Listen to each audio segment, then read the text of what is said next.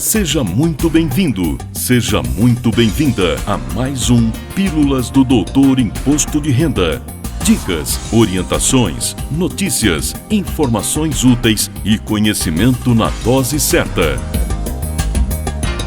Com vocês, o professor Walter Coppi.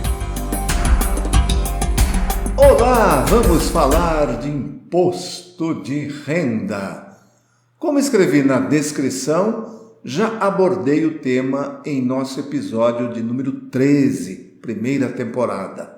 Lá, falo das reduções e isenções existentes e outros assuntos operacionais. Como disse naquela oportunidade, é fundamental o correto preenchimento com relação aos dados da operação, em especial data e custo de aquisição do imóvel vendido, que servirão de base para que o sistema aplique as devidas reduções e isenções quando for o caso.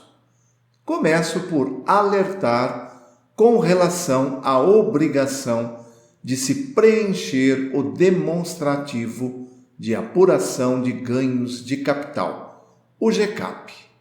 Exceto para o caso de utilização da isenção que está prevista lá no artigo 39 da Lei 11.196 de 2005, que, por si só, obriga o preenchimento do demonstrativo e a entrega da declaração de ajuste anual, somente devo preencher o GCAP quando tenho alienação com resultado tributável, e isso, isoladamente, já é condição para obrigar a entrega da declaração de ajuste anual.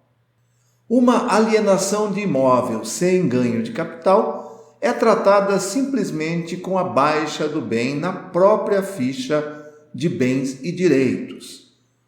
Basta informar na descrição os dados da venda e do adquirente e zerar o valor na coluna Ano Calendário. Agora, uma recomendação especial com relação às alienações a prazo ou a prestação, que, claro, são coisas distintas. O que gera a obrigação de se preencher o GCAP é o fato gerador, a venda em si. O recebimento do valor ou de parcelas gera a obrigação de se recolher o tributo, o que, para o contribuinte residente no Brasil, deve ser feito até o último dia útil do mês seguinte ao do recebimento do valor. Vou usar um exemplo numérico para facilitar o entendimento. Vamos imaginar a alienação de uma casa cujo custo de aquisição na declaração de bens e direitos está em R$300 mil. A venda, por hipótese, se deu a prazo no dia 20 de dezembro de 2021 pelo valor de R$800 mil, com o recebimento do valor integral ocorrido em 20 de fevereiro de 2022. Pela data de aquisição, tivemos uma redução do ganho de capital de R$200 mil. Assim, a base de cálculo do ganho de capital ficou em R$300 mil. Isso, multiplicado pela alíquota de 15%, dá um imposto de R$45 mil. Pronto! Já temos todos os elementos para efetuar o lançamento da venda em nossa declaração. Essa situação, 100% correta e de acordo com a legislação, deve ser lançada da seguinte forma, considerando o preenchimento do GCAP 2021, ano da venda, e importação dos dados para o IRPF 2022, que trata do ano calendário 2021. Primeiro, dou baixa no bem, zerando a coluna Ano Calendário, informando na descrição os dados da venda e dos compradores. Isso gerou o caixa relativo ao custo de aquisição, ou seja, um caixa de R$300 mil.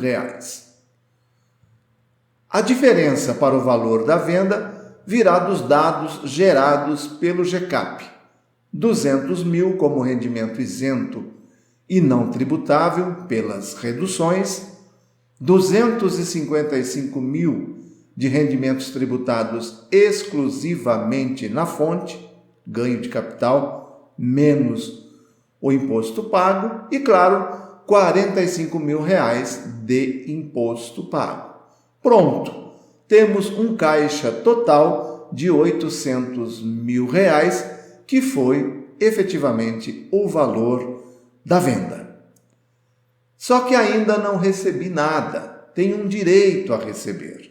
Por isso, como manda a boa contabilidade, lanço na declaração de bens e direitos o valor que tenho a receber em 20 de fevereiro de 2022. Tem até um código específico para tanto. Código 02, crédito decorrente de alienação, no grupo 5, créditos.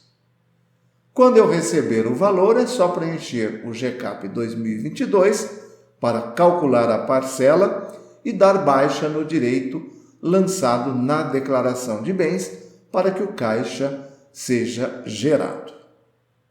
Outra dica importante, em complemento ao que foi abordado no episódio 13, e diz respeito à utilização da isenção prevista no artigo 39 da Lei 11.196 de 2005, venda de um ou mais imóveis residenciais para compra e pagamento de um ou mais imóveis residenciais em até 180 dias da data da venda.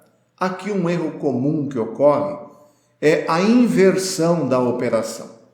Como se trata de isenção, que em respeito ao artigo 111 do Código Tributário Nacional do CTN, deve ter interpretação literal ou gramatical, ou seja, primeiro vendo e depois aplico o produto da venda no pagamento da aquisição. Se primeiro compro um imóvel residencial e depois vendo um outro já possuído para pagá-lo, perdi a isenção. Não existe a isenção porque eu inverti a situação. O que acabou de ser pacificado e pode gerar alguma confusão é a utilização do produto da venda de um imóvel residencial para quitar um imóvel financiado previamente pelo sistema financeiro da habitação ou mesmo outra forma de parcelamento, inclusive imóvel na planta, em nome do vendedor. Respeitados os 180 dias entre a venda e a quitação, neste caso existe sim a isenção.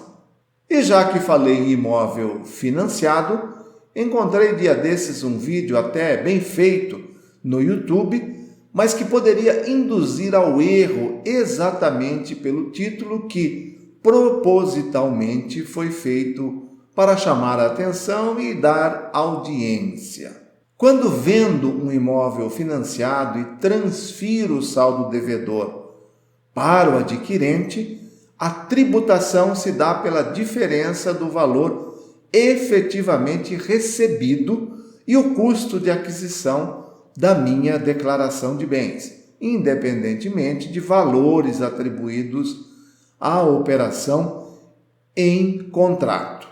Se eu, vendedor, quito o financiamento antes de vender, esse valor deve ser agregado ao meu custo de aquisição para posterior cálculo. Fique atento. E por último, mas não menos importante, reforço que as regras para a alienação de imóveis no Brasil por não residente são diferentes e não incluem reduções e isenções existentes para os residentes. Além disso, o imposto apurado pela diferença entre o valor líquido da venda e o custo de aquisição, deve ser recolhido em código próprio, o 0473. E o vencimento, atenção, é a data do próprio recebimento do valor da venda e não no último dia útil do mês seguinte, como ocorre com os residentes no país. Claro que ainda existem outros casos que merecem atenção especial com relação ao ganho de capital, mas o nosso tempo limitado não vai nos permitir tratar. Voltarei ao assunto se necessário.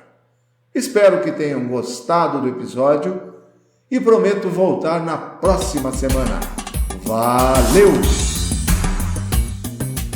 Na próxima semana tem mais Pílulas do Doutor Imposto de Renda. Obrigado por ter ficado conosco. Espalhe a novidade aos amigos. Mande suas sugestões de pauta, seus elogios e suas críticas para pílulas@doutorir.com. Até lá!